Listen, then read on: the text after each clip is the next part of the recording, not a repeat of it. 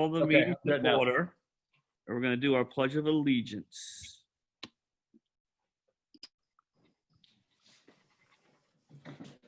I Pledge allegiance to the flag of the of the United United States of America and to the republic for which it stands, one one nation, Pledge under Under God, God, indivisible, indivisible, to with the liberty flag and justice for all. of the United States.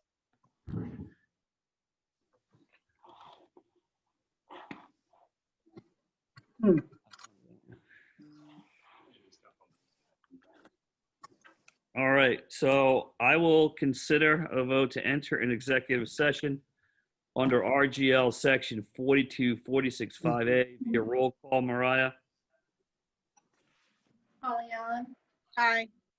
Ed Bowen. Aye. Jana Porter. Aye. Rita Kennahan. Aye. Patrick McHugh. Aye. All right, folks, I'll see everyone over on the next one.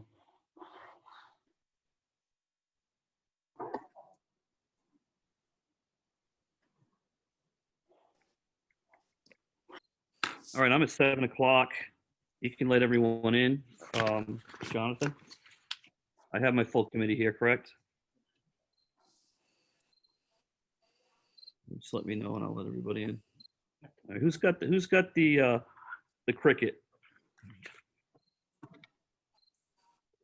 Someone's got the cricket noise. Must be Jana. Yeah. You ever get a cricket in your bedroom when you're trying to sleep at night at 3 a.m?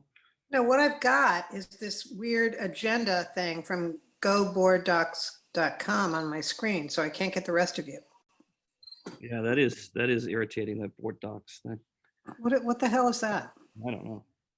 All right, I am going to reconvene in open session. I want to notify there were no votes taken in executive session. I'll consider a vote to seal the minutes of executive session via roll call. Is Mariah with me? Holly Allen. Aye. Ed Bowen. Aye. Jana Porter. Jana Porter. Patrick, do you want a motion and a second? I don't know. I've asked that question before, Polly, and it's yes, and then some I ask it, it's no. I would defer it to John Anderson. I think you want a motion and a second, and then you want us to vote. I've done it both ways, and I've been told I've been right both ways. So, John Anderson, are you with me?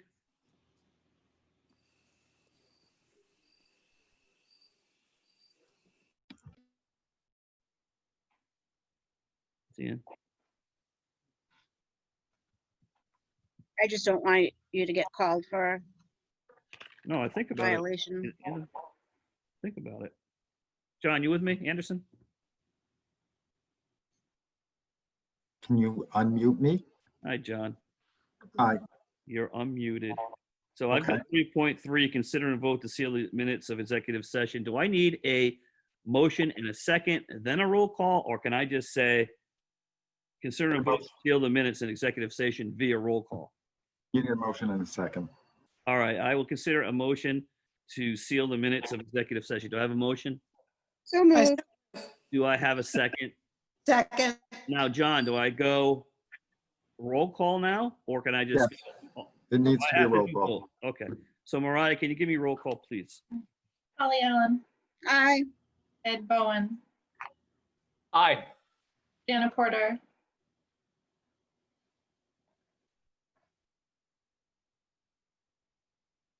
Jana Porter.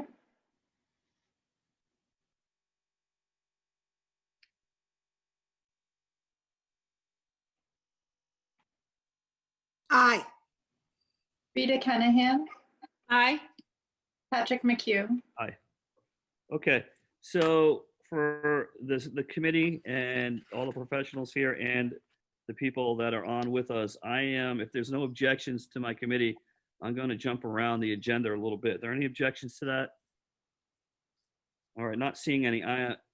Nope. Yes, go ahead. No objections. Okay, if someone has one, just raise your hand if you have an objection with that.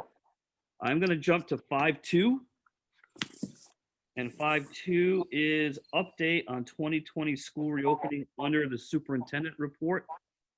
So I'm going to turn to my superintendent and let her speak on the reopening.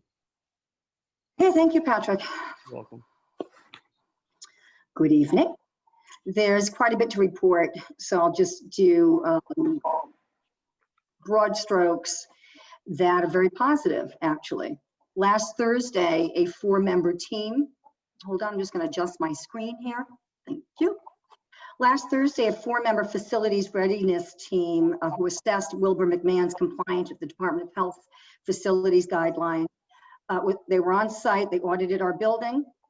And aside from pointing out that our carpeted areas that are high use need to be cleaned, disinfected, and sanitized every night, aside from that, that was sort of a surprise to us that that particular requirement was now, enacted by this RIDO team.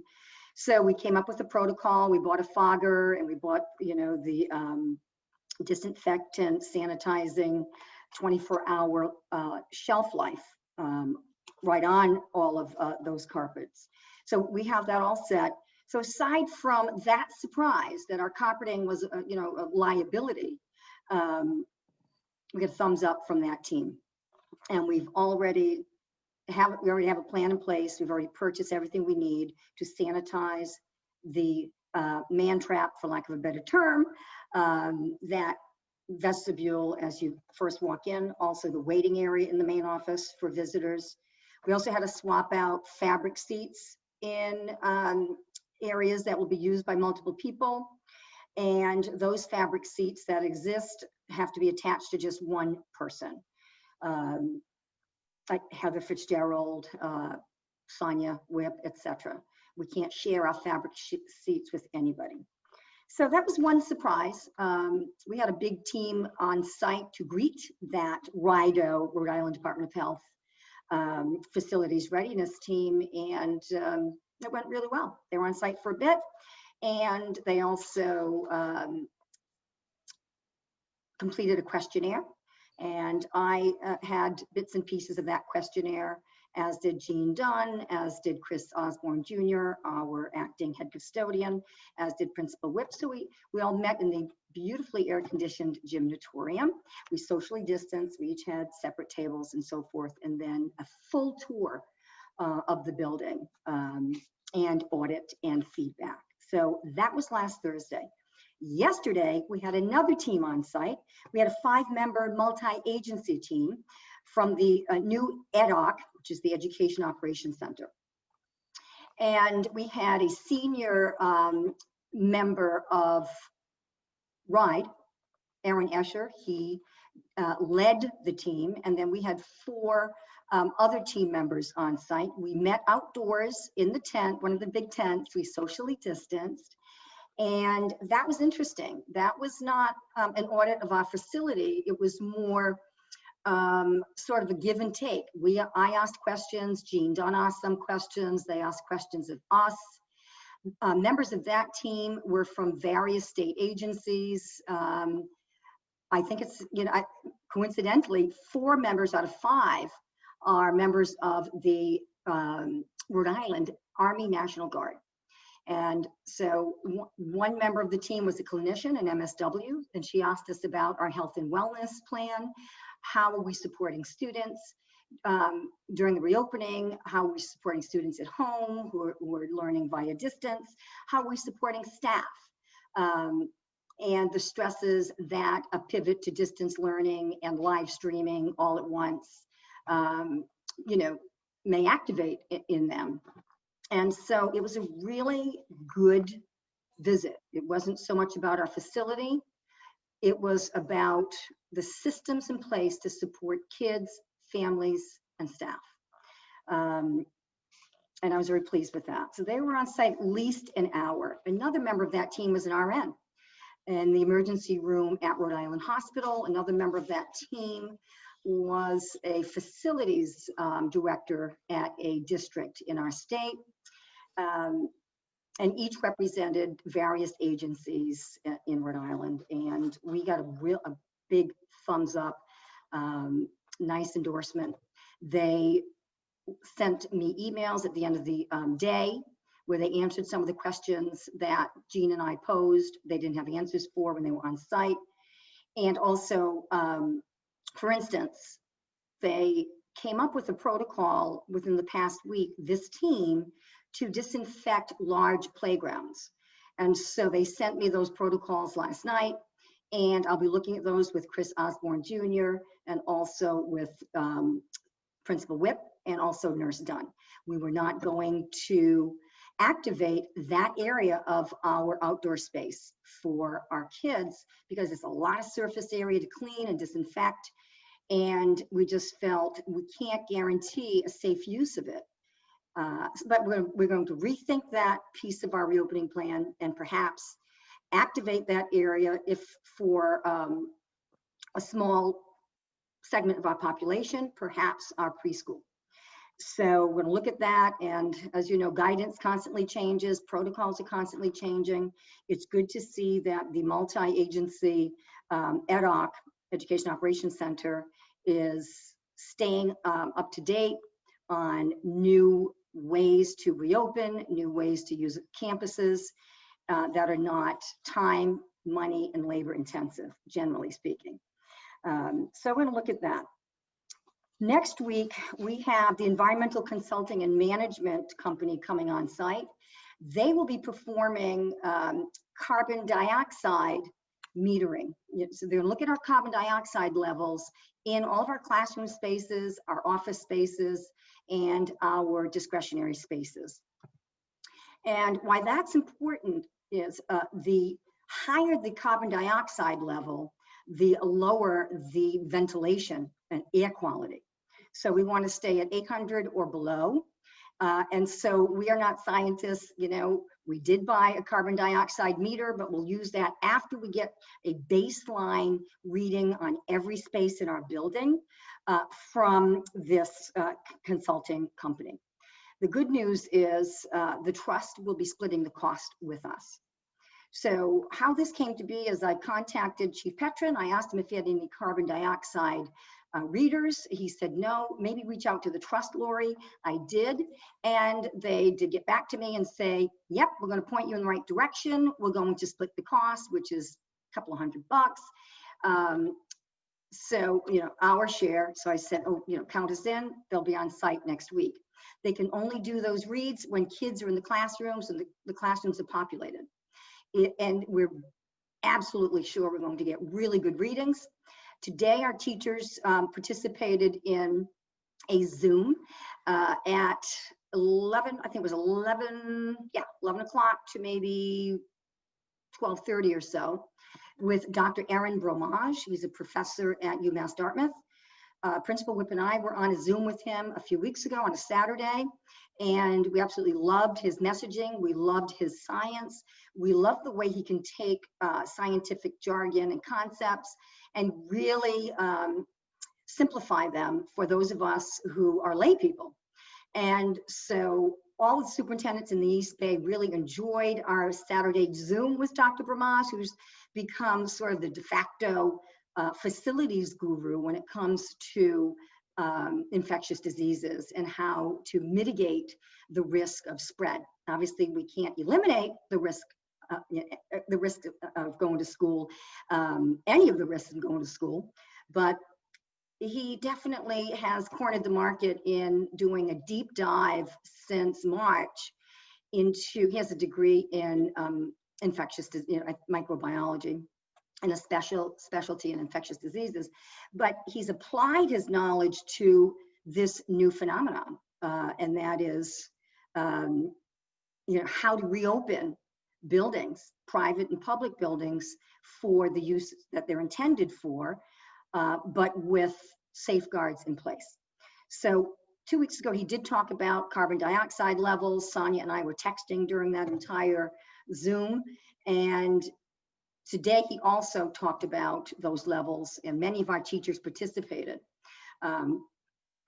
We superintendents reached out to him from the East Bay. We didn't think he would say yes. We asked him, if he could make himself available for a session for our K-5 teachers and another for our grade 6 through 12 teachers. Today was K-5, tomorrow's 6 through 12. And he said yes. And he was amazing today, as he was a few weeks ago with the superintendents and the principals.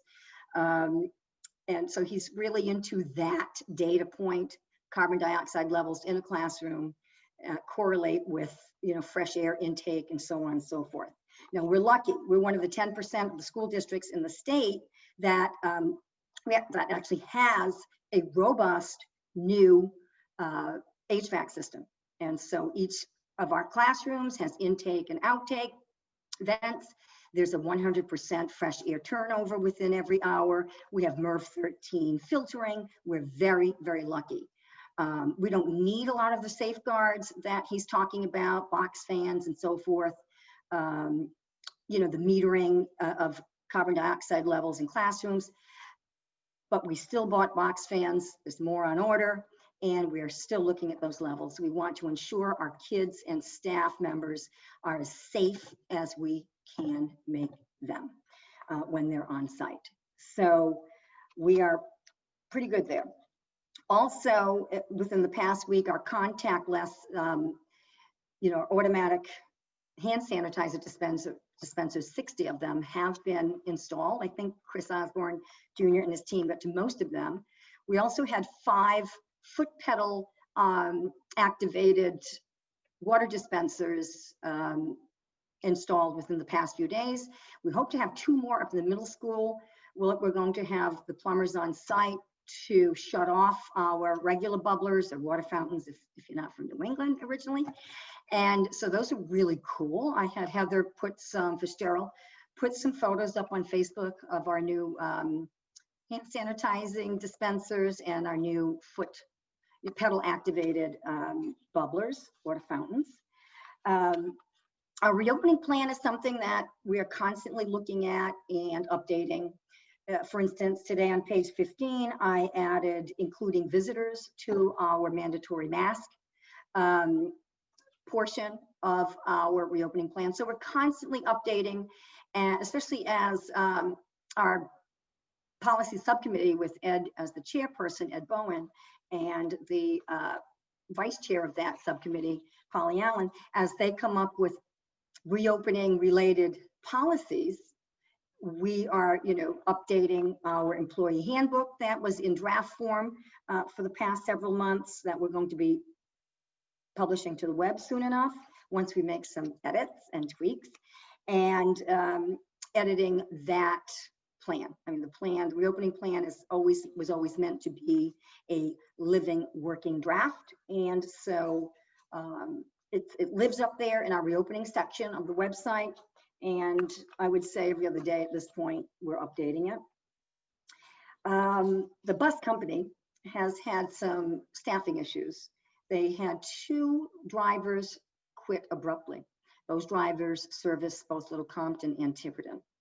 What they had to do is consolidate a couple of routes for our Monday opening.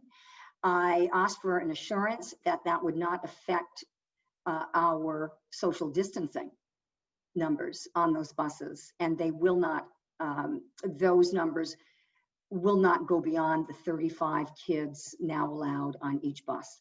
I want her to bring those numbers well under 30, and we're working on that. And hopefully they get some drivers before long. But that seems to be an issue in just about every district. Transportation is going to be a sticky wicket everywhere as drivers and monitors bow out and or find other, for health reasons, or find other modes of employment.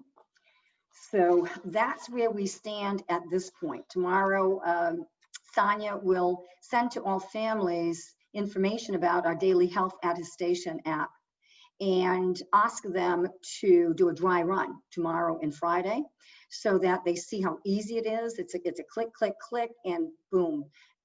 If and then a quick signature, and their name is actually activated once they start typing in. So it literally is seconds. And if they have more than one child in our school, they just do, click all children and click, click, click, click, click, click, click. And so, I mean, that is a requirement of all reopening plans. I think we have one of the best daily health attestation processes in the country because we deployed Parent Square. They actually came up with, the vendor, Parent Square, several different templates for us to choose from. So I'm so impressed with Parent Square and other school-centric vendors. They have been really agile in adapting to this new normal in the pandemic. And I'm sure Jonathan would agree with me. We had several templates of symptom checkers, daily health attestation templates, and none of them really floated our boat. So Jean, Don, and John worked on the back end. Jonathan, right there, Gabriel, they worked on the back end and came up with their own, using one of the templates and then customizing it. It's about as easy as it can be, easy peasy. It's a snap associated with the app on parents' phones. So I think we have every single box checked for next week. We have our signage going up. We have our masks for all the kids. We have our PPE for extra masks for kids, the disposables. We have every teacher got a mask in his, her, or their packet last week during orientation. We have face shields for all the teachers if they want them. We have the box fans. We have the metering happening next week by actual scientists, not me and Sonia running around with a meter. So, we're really, really good shape. I don't know what else to say. The only thing I'm, maybe going to lose a little bit of a shut eye over is the bus issue. I need to see those numbers. And so I'll be working on that tomorrow with Sonia Whip and Sherry Del Toro. Some of the kids listed on some of our routes, some of our manifests, are no longer, at Wilbur McMahon. So that will bring our numbers down. But that's the only sticky wicket, is getting that call today from the bus yard saying, yeah, we have to consolidate a couple of your routes. Yes, the numbers are below, the state cap. But I'm going to stay on top of that, and I will report to the school committee likely in my informal weekly communication with you. All right, thank you. That's 5-2. Again, if you can bear with me and follow my logic here, I'm going to go to 10.1 on the action item for our next discussion. It's action item 10.1. And what I'd like to do is I'm probably going to go to John Anderson, our lawyer, and ask him about his experience and any legal stuff that's going on with reopenings. And he's also legal counsel for, I think, 4 other districts: Coventry, Pawtucket, North Smithfield. I might be mistaken, but I'd like to see what's going on in other districts. I think that's something that's pertinent to what we're talking about. Then I'm going to go to John McNamee, who's also business manager over in Lincoln, Rhode Island. I'm going to ask him for his input, and then probably back to the superintendent, maybe. And then I want to go to my committee members for them to speak on 10.1 if they would like. Then I'm going to go to 9.1, which is public input, and anyone in the public that would like to speak, they'll be able to speak. So the thought is try to get all this information out, and then the public has got all that, and they can ask any questions or comment on what they hear. And then we can circle back, and if anyone wants to talk, I'll certainly entertain that also. So if that's my plan, and if it doesn't work to my plan, that's fine. We can jumble my plan up again. So no one is boxed into that. So with I'm going to go to 10.1 if there's no one that opposes that. So 10.1 is consider, discuss, and vote on the proposed school year 2020-2021 reopening plan for the Wilbur McMahon School via roll call. So before we get a motion in a second, I'd like to discuss this, and I'd like to start with John Anderson. John, can you add something to this discussion, kick it off for us, and what's going on out in the big world we're not in Little Compton? different school districts are having different issues that are cropping up at the last minute, such as the transportation issue you have here. But I have to say on an overall basis that I have been extremely impressed. I am counsel for Charahoe, Foster, Gloucester, and Coventry, as well as some charter schools, some private schools. And I do a lot of special ed work in a lot of other communities. And I just have been very impressed through the process in terms of how organized and frankly, how creative Little Compton has been. Little Compton and the use of the tents, for example, has been recognized by the governor as a model that other school departments through the state should be following. I think Little Compton is particularly well situated, perhaps compared to some other districts, given the fact that you have only one school, given the fact that you already have low class sizes, given the fact that you made some major repairs to your HVAC system over the summer, given the fact that you've had tremendous cooperation from your staff, led by Jean Dunn, your school nurse, who has done a great job in terms of leading the troops in terms of getting this plan going, and most importantly, having both the staff and the public have confidence in the program. And I think that that's one of the really big things that you have going here. I think that from what I can see, you have dotted all your I's and you have crossed your T's, and that you're in a very, very good place to move forward. I want to echo what the superintendent said, that there are no guarantees. The goal here is to put Little Compton in as best a position as possible. And that's what I think that the superintendent and her staff have done. All right. Thanks for that. John McNamee, do you have something to add to this discussion? Yeah, from a business manager's perspective, as a business manager, we get together with all the other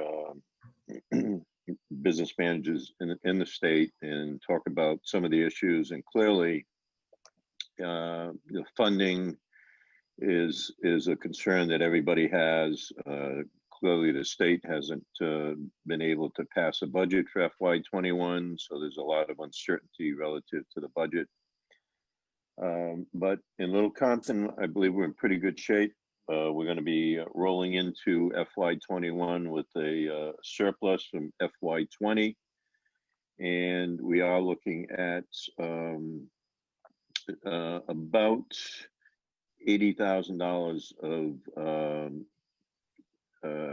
COVID-related funds from the CARE Act that we'll be getting to help us offset some technology costs, offset some of the PPE costs and other related costs that we have for the district. So from that standpoint, we're in pretty good shape.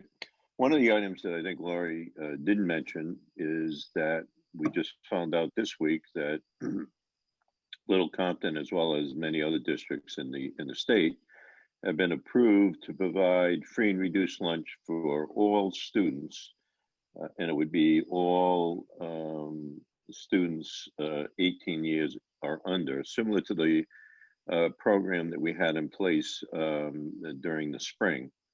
So we will be able to provide free and reduced lunches to everyone. The caveat is that will be through December 31st at this point in time, or until the money runs out. So we're not sure what that means, but we are going to be starting the year off being able to provide free and reduced breakfast and lunch to all Little Compton students at this point. John, thank you. John, I'm sorry, John, thank you. And quickly, tell me, what's the update on Lincoln? What's going on up there? Well, Lincoln, we're opening in a hybrid method. So we're going to have virtual Mondays for everybody. K through 5 is going to have an option of going A through L will go 2 days a week. M through Z will go 2 days a week. So basically, there'll be 3 days virtual, 2 days face-to-face. All parents do have an option of having 4 days of face-to-face learning as they feel comfortable sending the children in. And then 6 through 12 will be split virtual Mondays, again, A through L, 2 days a week, and M through Z, two days a week face-to-face, the other days virtual. In our position, we just don't have the space in the schools to do social distancing by bringing all the kids back. So that's a real issue.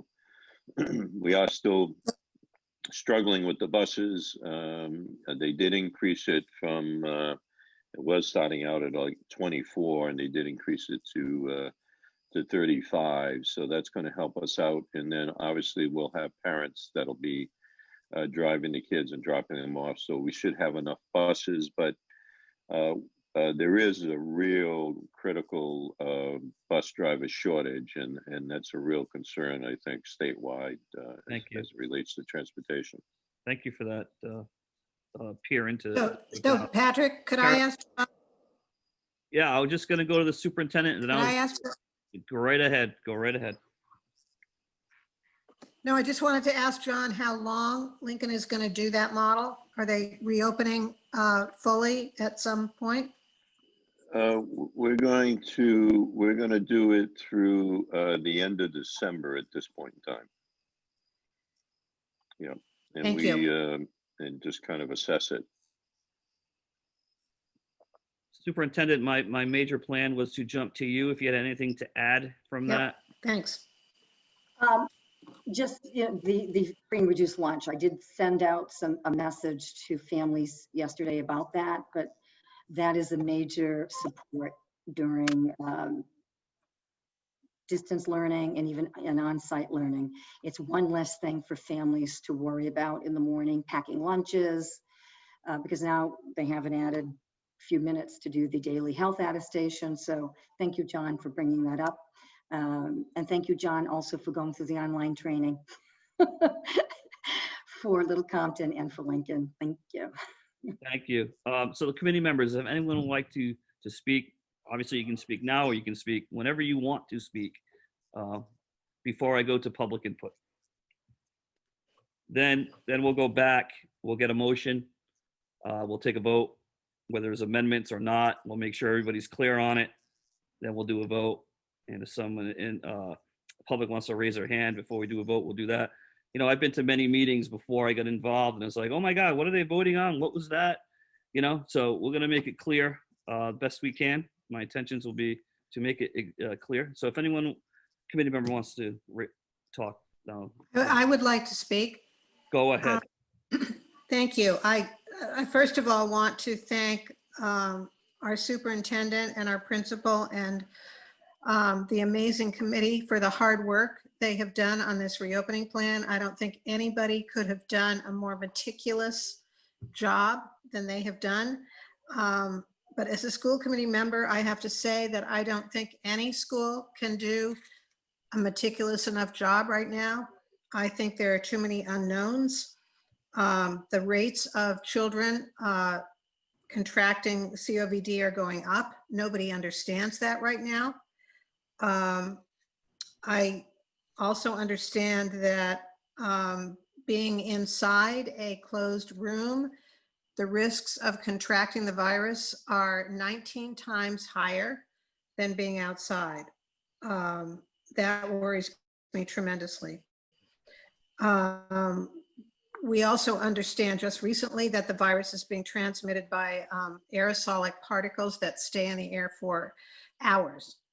So from my perspective, there are just too many unknowns for any school to be reopening right now. And I say this with great pain in my heart because I have such respect for our team and our superintendent.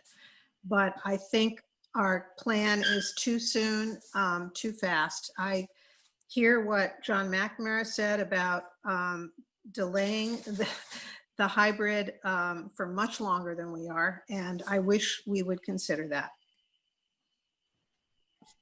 Thank you. Go ahead, Polly. I would like to echo what Jana said. I think we have a great administration team on this reopening plan. Our reopening committee did a fabulous job.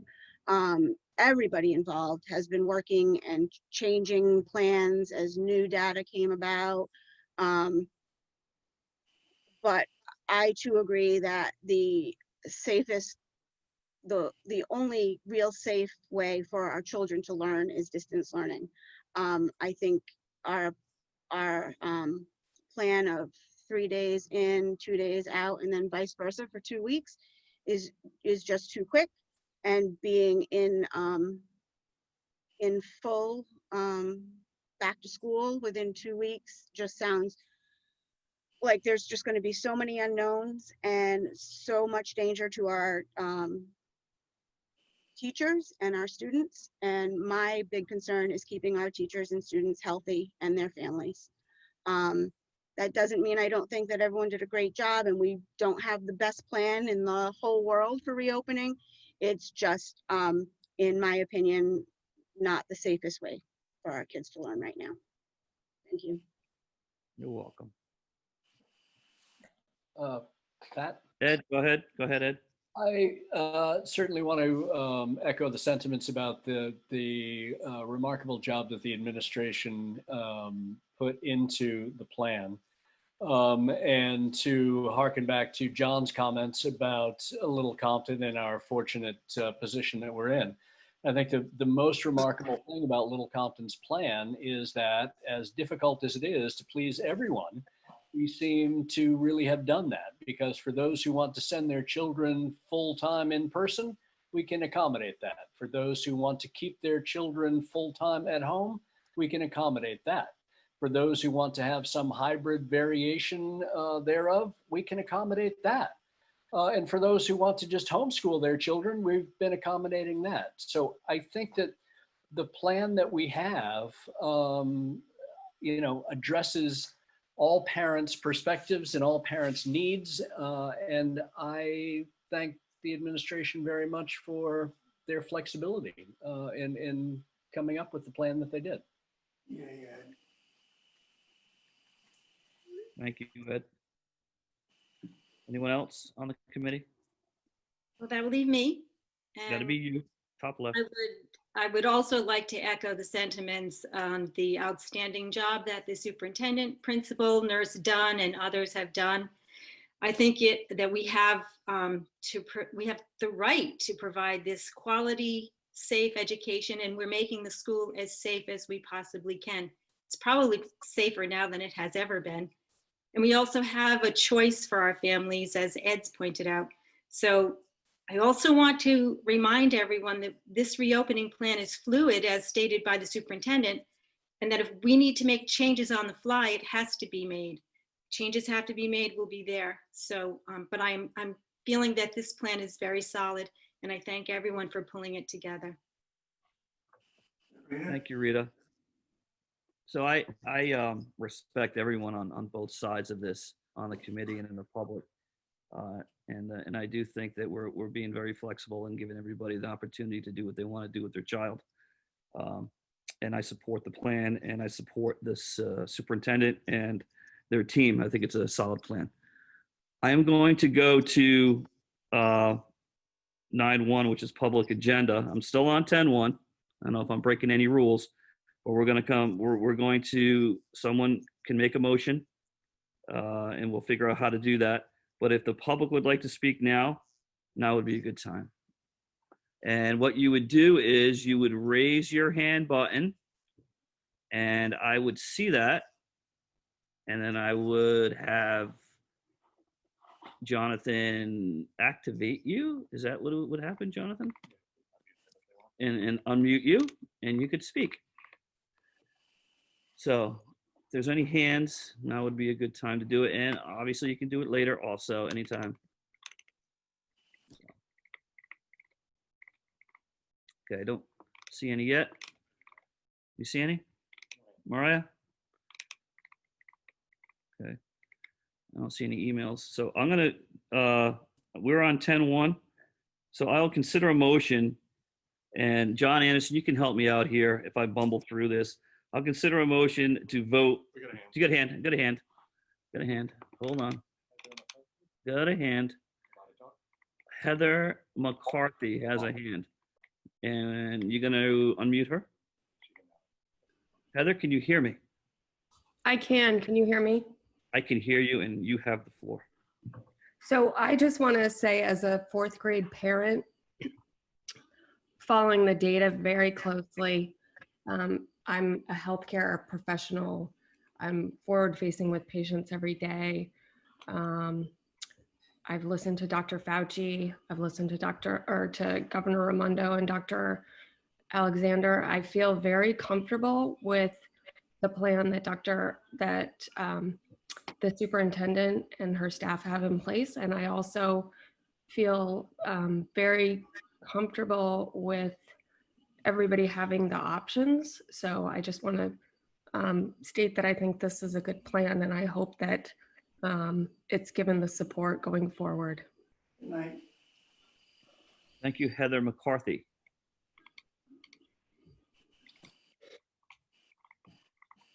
And do I have any other hands right now?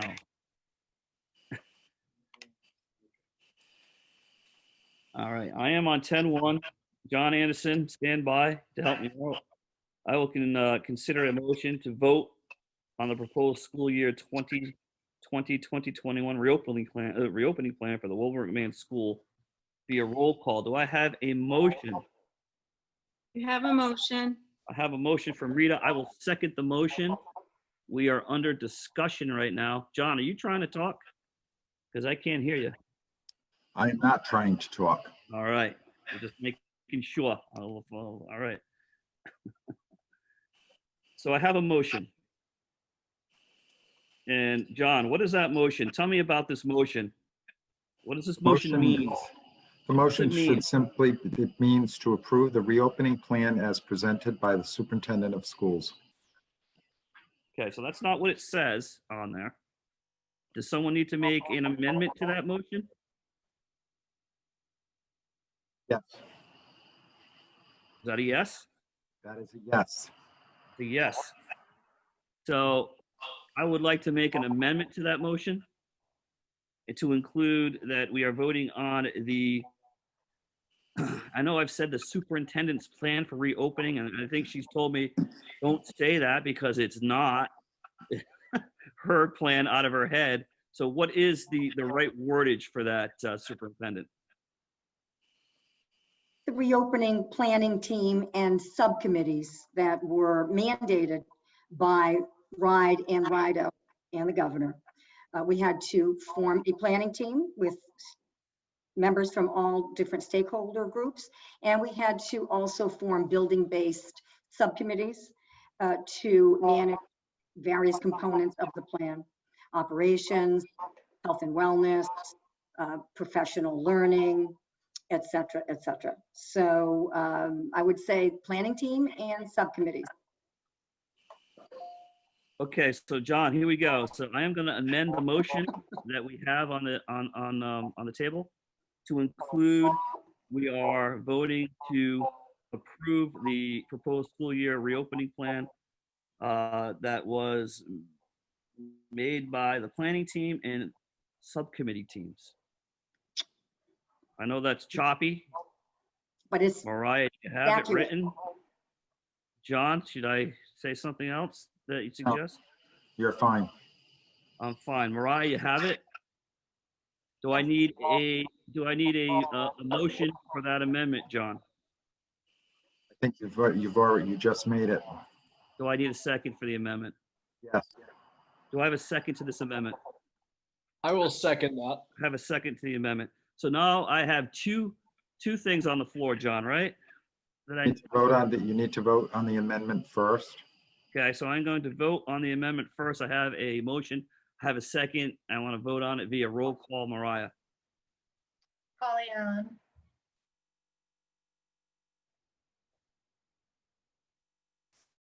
Can you repeat the amendment, please? Mariah's going to repeat that amendment because she wrote it down word for word, didn't you, Mariah? I was actually hoping to copy it from the recording. Oh, yeah, that's just bad. So the amendment, I made the amendment, Polly, that we are going to vote on the proposed school year 2020-2021 reopening plan for Wilbur McMahon School that was given to us by the superintendent, the planning team, and subcommittee teams.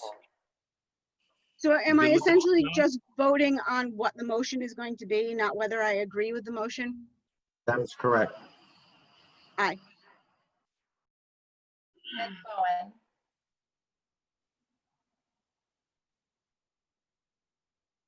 Ed Bowen, Aye. Jana Porter, Aye. Rita Kenahan, Aye. Patrick McHugh. Aye. So that brings us back to our original motion, John. That brings you back to the amended motion since you just approved the amendment. Speak up a little louder. I can't hear you. It brings you to the amended motion. You just approved the amendment. So now you need to vote on the substance of the amendment. Okay, and what's the substance of the amendment? The substance of the amendment is exactly as you worded, that you are voting on the reopening plan presented by the superintendent, the reopening right, subcommittee. Okay, so we're going to be voting on the 2020-21 reopening plan submitted by the superintendent, the planning team, and subcommittee teams. I have a motion already. I have a second on the table. Can I have a vote via roll call? Polly Allen, Nay. Ed Bowen, Aye. Rita Kenahan, Aye. Jana Porter, Nay. Patrick McHugh. Aye. So that motion passes 3-2. Thank you. So now I am going to bump this bumpy agenda back to 4.1, which is the consent agenda. If everyone can go back to their first page and the consent agenda. I will entertain a motion to approve the consent agenda. Do I have a motion to do that? You have a motion. Do I have a second? Second. Can I have a vote via roll call, please? Polly Allen, Aye. Ed Bowen, Aye. Jana Porter, Aye. Rita Kenahan, Aye. Patrick McHugh. Aye, that passes unanimously. Okay, now we're on Superintendent Report 5.1, Human Resources Update.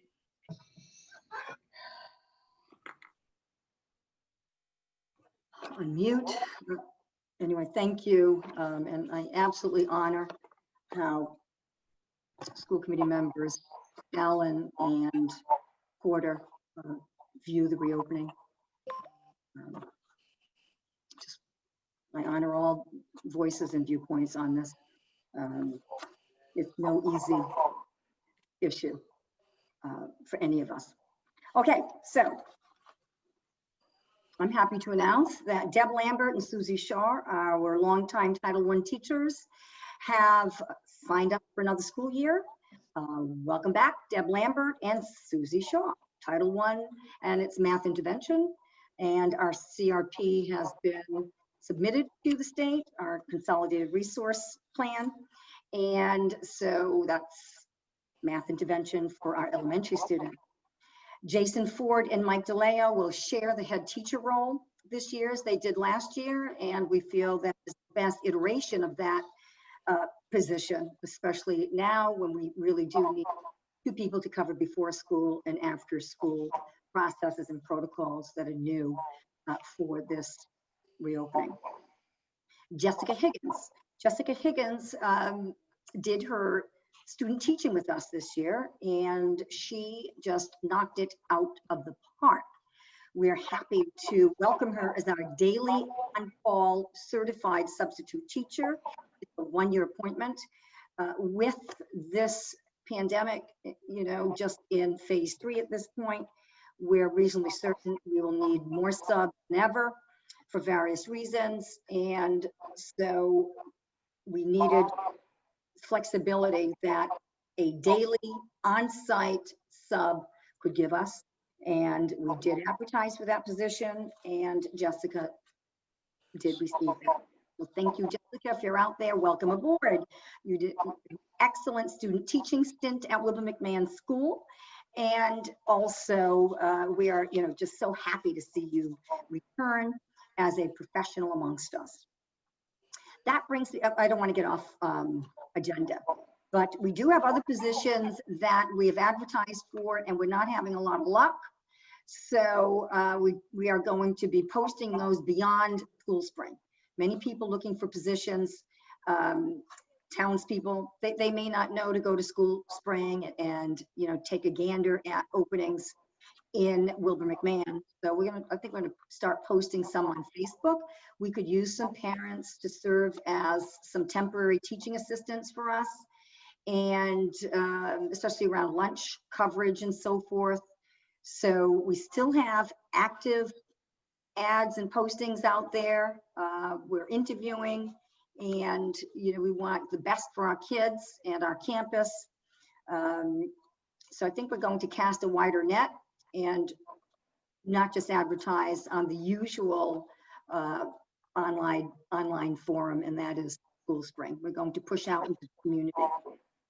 So that's all I have. We're in the middle of interviewing for the literacy specialist, the position that was vacated by Gary Sullivan, who is now a second grade teacher, so in our school. So we still have a permanent position that we are looking to fill. Some really good applicants from what I hear, and we should have the name maybe within the next week or so. But we could use some parents / turned teaching assistants to help us out during these next months. So stay tuned, parents, for an email and Facebook postings. That's it.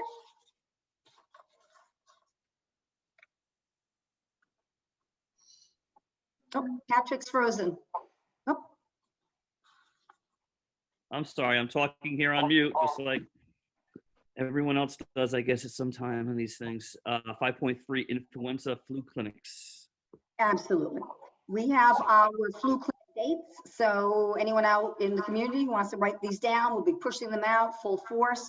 We do expect a surge in demand given the times that we find ourselves in. And we will use the wellness company once again. It's a private company subcontracted by RIDO, the Rhode Island Department of Health, and they collaborate with nurse educator Jean Dunn every year to launch our community flu clinics. Our first one is Tuesday, October 6th from 4 to 7. And that is right here in Wilbur McMahon School. If we can do it outdoors, we will in our tents. And our second one is Thursday, November 5th. And that's 4 to 7 as well. And those are community clinics for anyone in the community ages 3 and up. In July, Town Council President Bob Mushin contacted me, Jean Dunn, and also Chief Rick Petron, because the state for the first time ever was asking for a survey to be completed by multi-agencies in every municipality. And so Jean and I were asked to complete the school side pieces of this new survey, and Rick Petron met with us in the library at Wilbur McMahon, socially distanced and masked and so forth. And we completed this survey because the state is offering municipalities more help if they want it for their flu clinics. And Jean, Rick Petron, and I felt we have this down to a science. We don't need to activate any more state assistance. But they did say we could activate our meds plan, our medical emergency distribution system, and the PODS plan, which is the point of dispensing plan that is part of Little Compton's meds plan. And we feel that we don't need to do that at this time unless there's a huge surge. If there's a huge surge in demand and we get that evidence anecdotally, and people who are registering or just reaching out and saying that they're going to definitely participate in the flu clinic, then we may activate meds and pods, but we don't think we need that. We're reasonably certain that our current methods of our, deploying the staff from the wellness company should be sufficient. And if it's not, then we will definitely reach out to the state and ask for more help. But I think we're pretty good. And Jean Dunn and I did touch base again later this afternoon. We think we're going to be A-okay with our 2 flu clinics, but We know that there's help out there if we need more people on hand to dispense. We may need meds and our medical emergency distribution system and point of dispensing plan activated once there's a COVID vaccine. That is when we will definitely need to deploy a larger group of dispensers. So, but for the flu clinics, I think we're good. And that's it. Those are the dates. The wellness company is once again subcontracted by the Department of Health. They will be collaborating with us. They always start in the spring, giving us dates, and we confirm over 3-4 months. And so these dates and times are confirmed. Thank you. Just want to remind people in the public, if you want to, public input still on, you want to raise your hand, especially if you want to ask the superintendent something, if she can answer it, the committee can answer it, and Mariah will alert me to a hand up. So we will continue. 6, finance report. John McNamee. Thank you, Patrick. This will be the final update for the FY20 year end. So at this point in time, we're looking at a unaudited surplus for FY20 of approximately $105,000 for the current year. The auditors have started their work this week at town. In fact, they were there yesterday and today. So they are looking at these financial statements that I presented to them. And as I explained at the last meeting, these numbers, that 105,000 is on, does not include June state aid, which the state had shorted us, and they're going to give it to us back in CARES money in FY21. So that money will be spent on reopening expenses. So we would have done a little bit better than 105. And certainly a lot of that had to do with the fact that we had shut the district down on March 13th. So we did have some savings clearly on the busing, on substitute teacher expenses, and on some supplies, and also on some extracurricular trips that we take during the end of the year. So at this point, we're moving into FY21 in pretty good financial shape. The unknown certainly is FY21. So at the next meeting, I'll be presenting some thoughts on that, along with the budget that was passed at the financial town meeting. So that concludes my report. Thank you, John. Committee reports. Portsmouth School Committee Liaison Report. Rita? Yes, hi, that's me. We had a meeting last night, actually, by Zoom. And just a couple of points to make. That school committee woman, Catherine Holtman, resigned. So they're looking for a replacement for her. I guess town council will assign that. The superintendent gave an update on their reopening plans. There was very little public comment. He said the walkthrough with the state, they got great feedback. I think the saddest thing is there will be no football or volleyball at the high school this year, and absolutely no middle school sports. So that was pretty sad. But other than that, everything seemed to be in good shape. Any questions? If there are, we will be on a lookout for those on a raised hand, or does anyone in the committee have anything? You can always go back to it if someone wants to. Thank you, Rita. 7.2, social emotional learning committee report. Jana? Jana, right? Oh, you're on mute. Who does? I'm not No. on mute. Oh, Jana's on mute. Do No, I go to Jana? Jana's wellness. I'm Jana's sorry, I knew that. Who's social emotional? Is It that would the be superintendent? Mary Elizabeth Miller. Oh. If they're, but I don't think they've been meeting over the summer. Mary Elizabeth Miller has just appeared. There she is. Hi, Mary Elizabeth. Go ahead. Give us an update. You're on mute. Mary Elizabeth, you're on mute. She's on mute. Oops, sorry. We have not had our first meeting yet. We will be scheduling one for later this month. Thank you, Mary Elizabeth Miller. You're welcome. 7-3 Town Recreation Committee Liaison Report. That'll be me. I have nothing to report since we are in a pandemic and it's not good. 7-4 Policy Committee. Ed, shall we wait till we go down to the bottom with all our policies? Makes sense to me. Okay, thank you. Jana, 7-5 Wellness Committee Liaison Report. Nothing tonight. We won't meet until October. Thank you, Jana.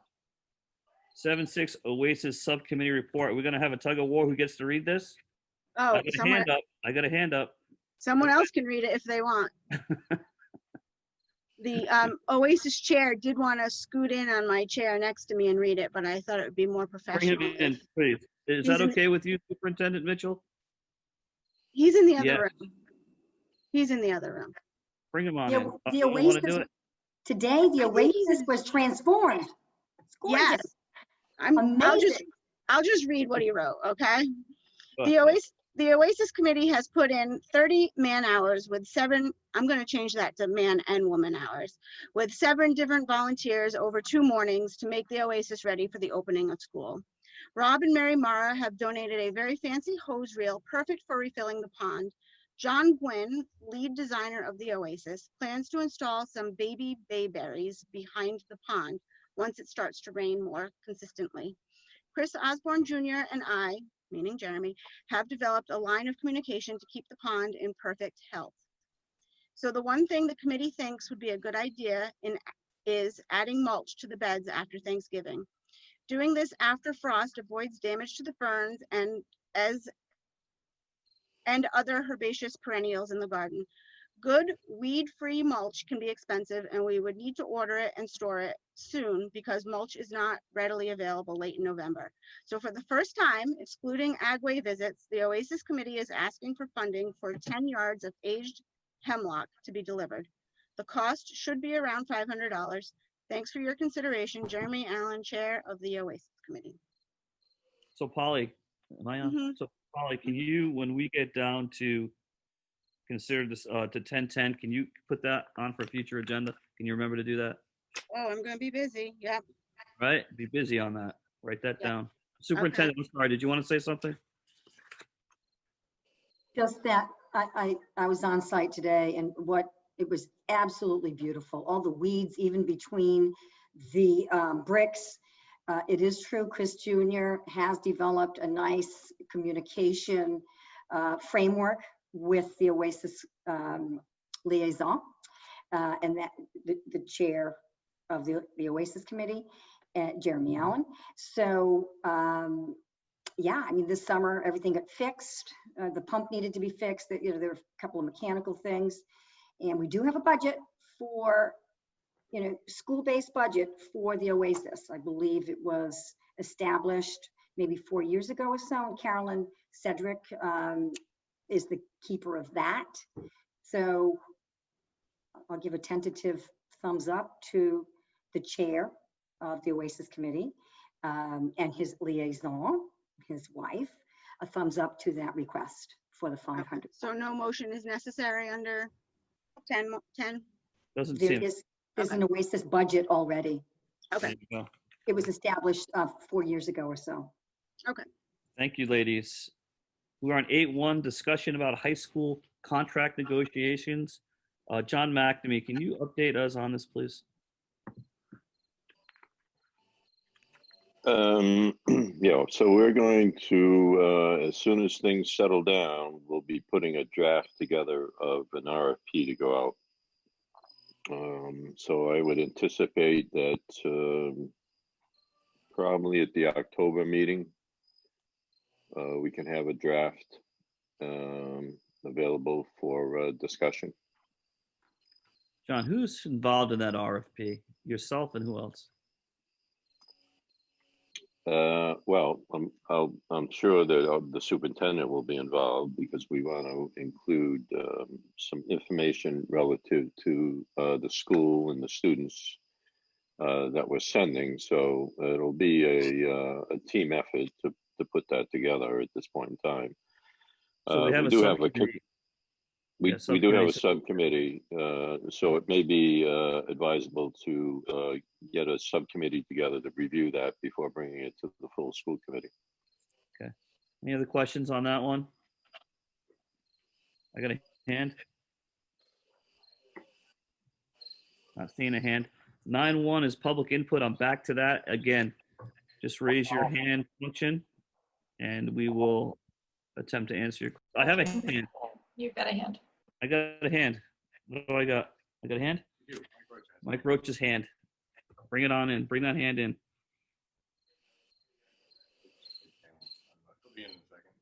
Mike, can you hear me? Mike, can you hear me? I got you, Patrick. I can hear you. Go ahead. You got the floor. So the question being is that the current contract with Portsmouth is due to expire when, please? We have to have it out by, John, do you know that off the top of your head? McNamee? Oh, superintendent does. Go ahead. June 30th, 2022. I was going to But say June. we have to commit one way or the other to Portsmouth by June 30th, 2021. We have to give them a year's lead time to adjust to our pulling out, if that's what happens. Okay.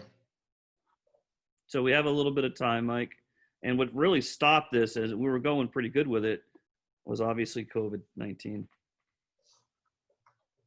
And the reason for that, John McNamee, was that everything was unstable, right?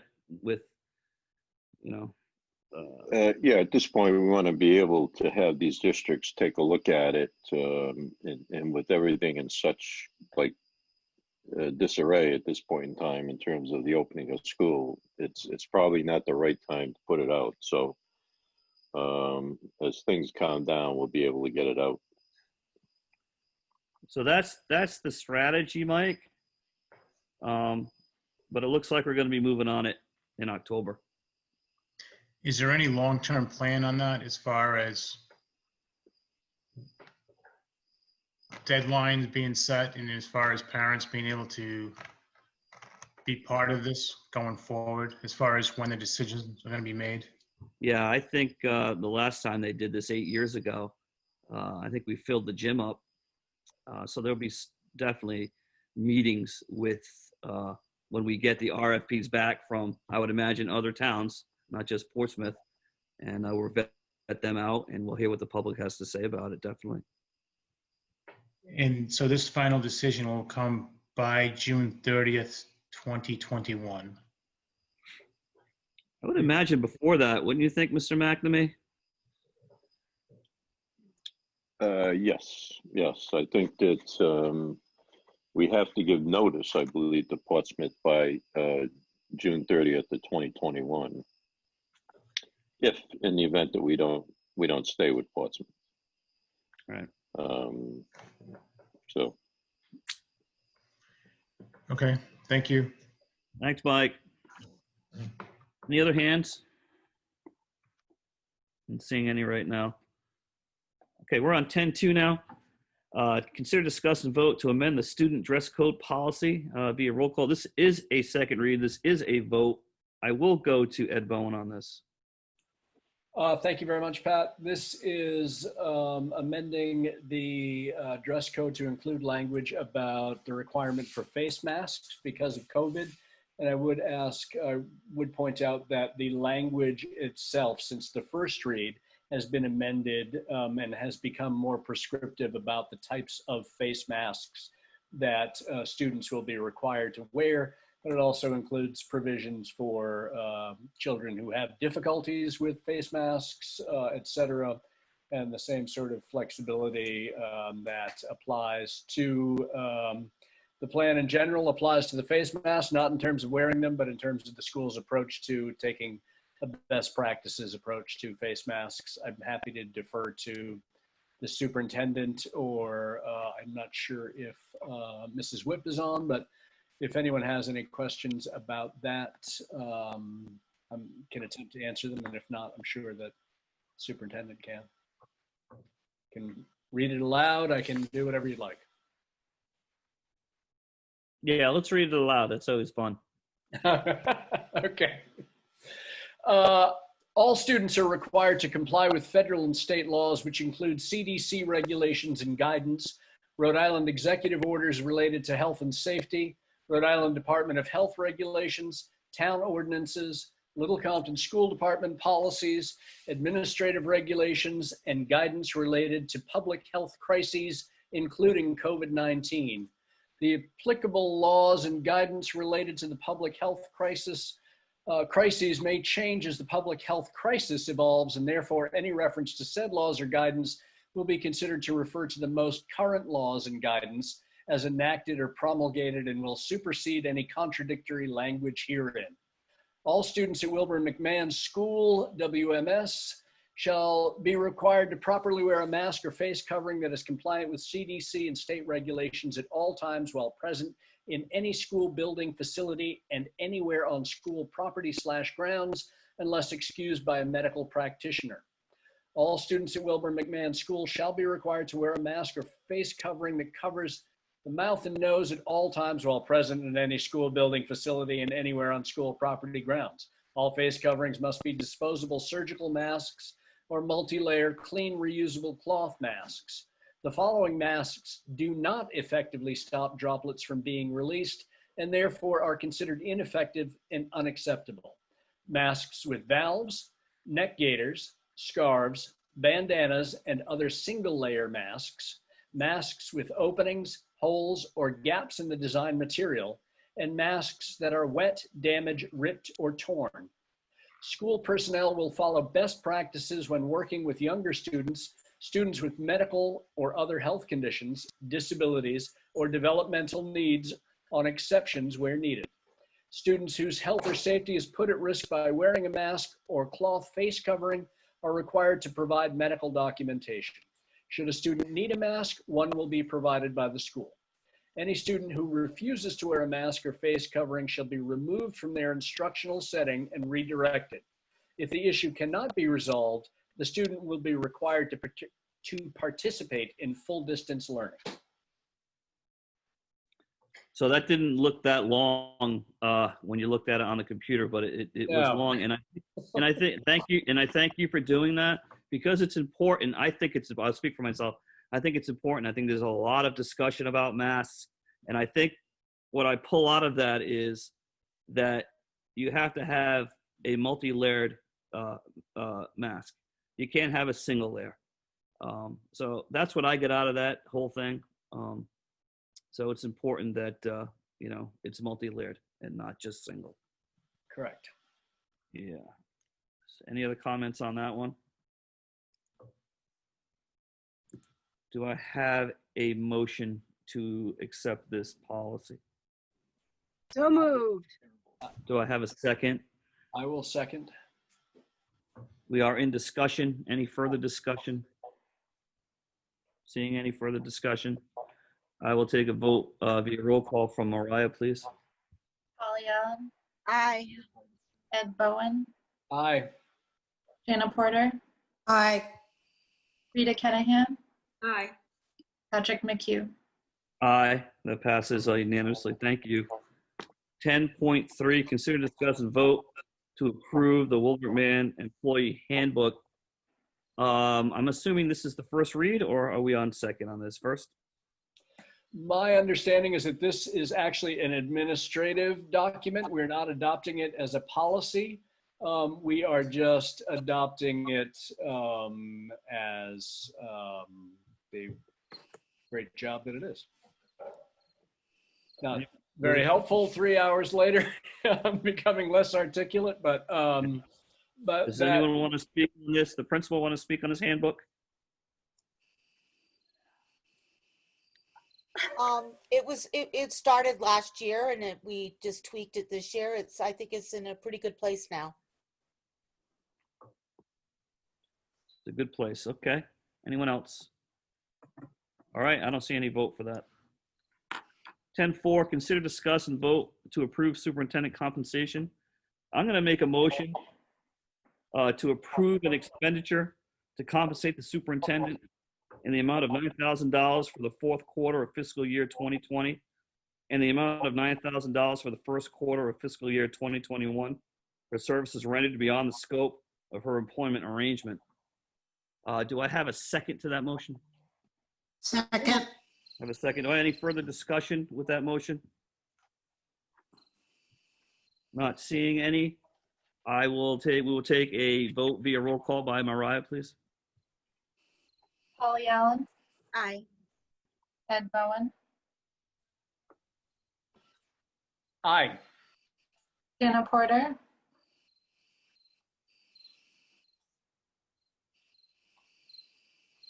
Jana Porter, Aye. Rita Kennahan, Aye. Patrick McHugh. Aye, that passes unanimous. Thank you. 10.5, consider and discuss and vote to amend the drug-free workplace policy via roll call. This is a second read. Ed?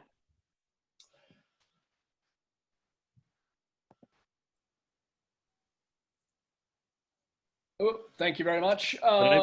This is, I was just texting you that I believe we were scheduled to vote Yeah. to adopt the handbook. So you All right, let's go back. Let's go back to it. Let's go back to 10.3. I have got some nasty gram text that I messed up something. Consider, discuss to approve the Wilbur McMahon employee handbook. John, I can go back to this without a act of Congress here. John Anderson. Thank you. Do I have a motion to approve a motion for 10.3? I will move that we approve the employee handbook.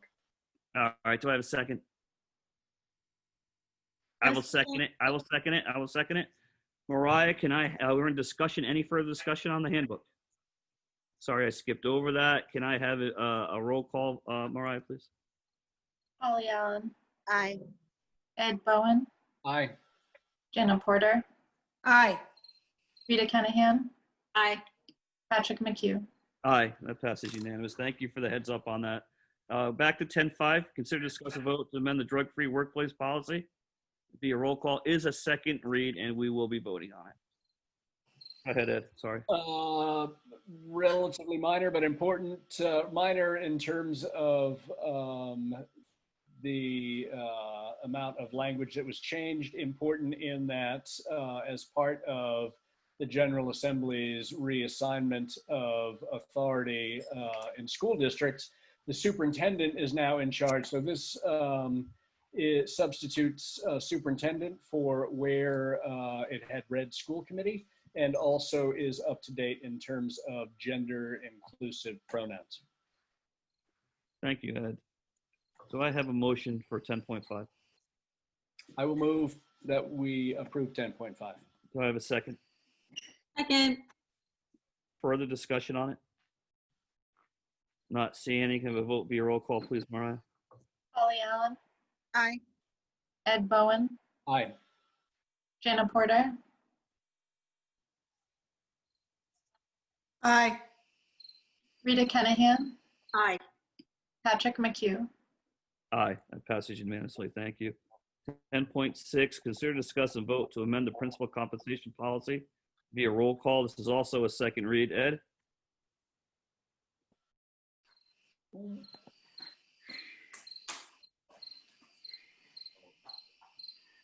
I think you're muted. Yeah, he muted. I'm sorry, this is another that's proposed by the General Assembly's changes and sets forth the parameters for hiring, the superintendent's future hiring of principals. Do I have a motion for 10.6 to approve? I will move that we approve. Second. Second. Further discussion? Not seeing any. We'll take a vote via roll call, Mariah. Polly Allen, Aye. Ed Bowen, Aye. Jana Porter, Aye. Rita Kennahan, Aye. Patrick McHugh. Aye. Passes unanimously. Thank you. 10.7, consider, discuss, and vote to adopt the designation of responsibility in case of emergency policy via roll call. This is a second read. Edward?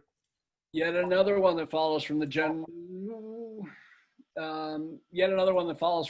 Assembly in that with the superintendent's new charges, we do not have an assistant superintendent, and therefore we need to have a backup plan should anything happen to the superintendent temporarily or otherwise, and this is that. Do I have a motion? I will move it. Do I have a second? Second. Further discussion? Not seeing any. Via roll call, please, Mariah. Holly Allen, Aye. Ed Bowen, Aye. Jana Porter, Aye. Rita Kennahan, Aye. Patrick McHugh. Aye. That passes unanimously. Thank you. 10.8, consider, discuss, and vote to adopt the financial transparency policy via roll call. Again, a second read. And vote. Ed? This one just would make certain financial information about the school available on the school's website. Do I have a motion? So moved. Second? Second. Further discussion? Not seeing any. Vote via roll call, please. Holly Allen, Aye. Ed Bowen, Aye. Jana Porter, Aye. Rita Kennahan, Aye. Patrick McHugh. Aye. That passes unanimously. 10.9, consider and discuss to amend the visitor policy via roll call. This is a first read, and I think we have some discussion about this. No, Ed? Sneeze. This is a first read. We did discuss this at the policy meeting earlier tonight, and this adds to, we have a visitor policy, and this adds face mask provisions to that visitor policy. Same face mask requirements that we have for students and will have for staff.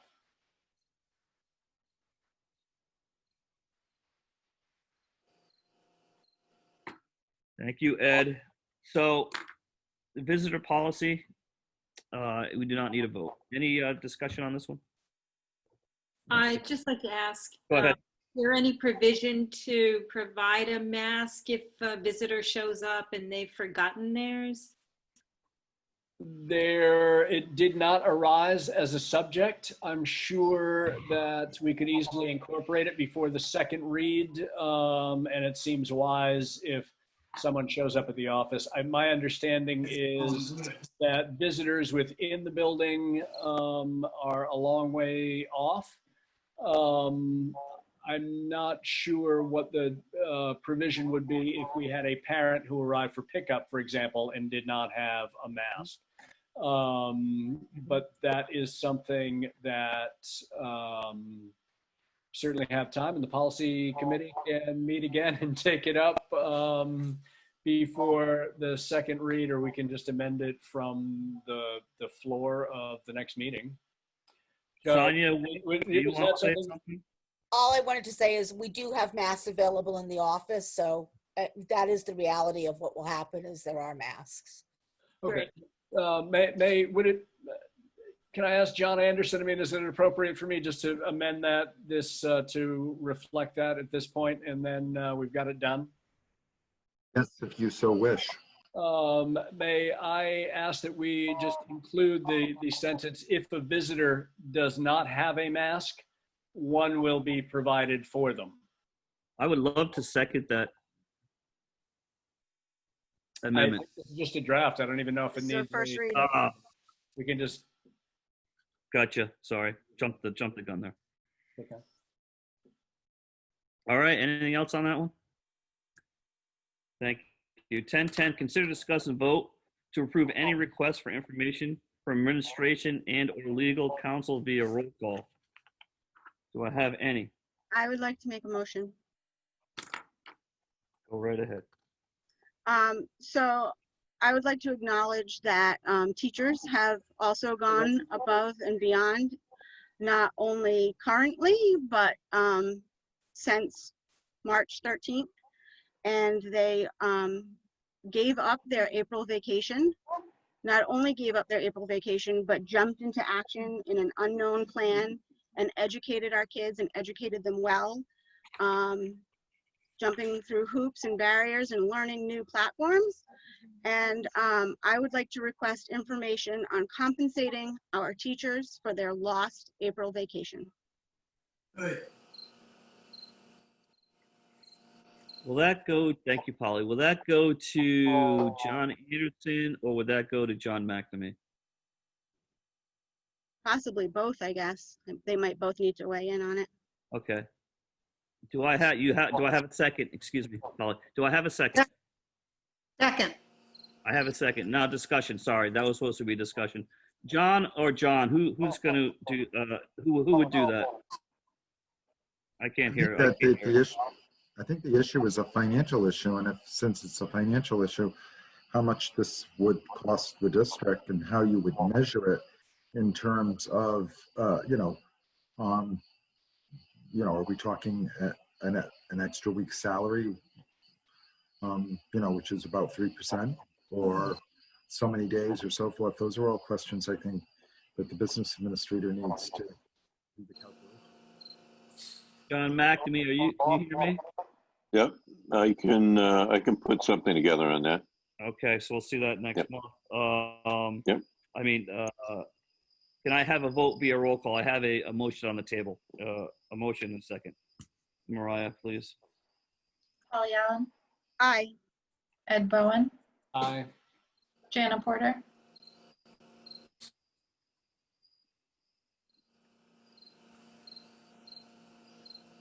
Jana Porter, Aye.